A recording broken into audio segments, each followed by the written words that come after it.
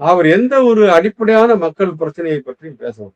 அவருடைய மேடைகள்லாம் ஒரு பட்டியல் போட்டு வச்சுட்டு சில பிரச்சனைகள்லாம் சொல்லிக்கொண்டு இருக்கலாம். திமுக தான் காரணம். இதை நாம் அனுமதிக்கலாமா என்பது போல பேசியிருக்கிறாரே தவிர, அடிப்படையில் அவர் யார்? அவர் எந்த பக்கம் இருக்கிறார் என்பதை தெளிவுபடுத்தவே இல்லை.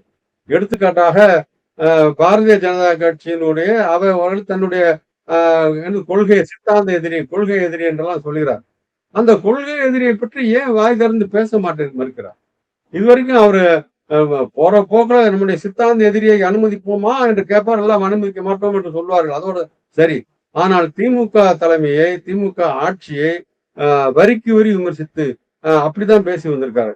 இதெல்லாம் அரசியல் முதிர்ச்சி உள்ள தமிழக மக்கள் ஒப்பிட்டு பார்ப்பாங்கல்ல. அப்ப இவர் ஏதோ ஒரு காரணத்தால் ஒன்றிய ஆட்சியாளர்களை, அதுல ஆட்சியில் இருக்கின்ற பாஜகவை விமர்சிப்பதற்கு தயங்குகிறார். தன் வார்த்தைகளை விடுவதற்கு பயப்படுகிறார் என்று மக்கள் சரியான கணிப்புக்கு வருவார்கள் அல்லவா? எனவே அப்படிப்பட்ட ஒருவரிடம் ஒரு பொறுப்பை ஒப்படைத்து விடலாமா என்ற கவலையும் கூட அவர்களுக்கு இருக்கும்ல. எனவே அது பெரிய அளவிற்கு தாக்கத்தை ஏற்படுத்தாது என்றுதான் நான் நினைக்கிறேன்.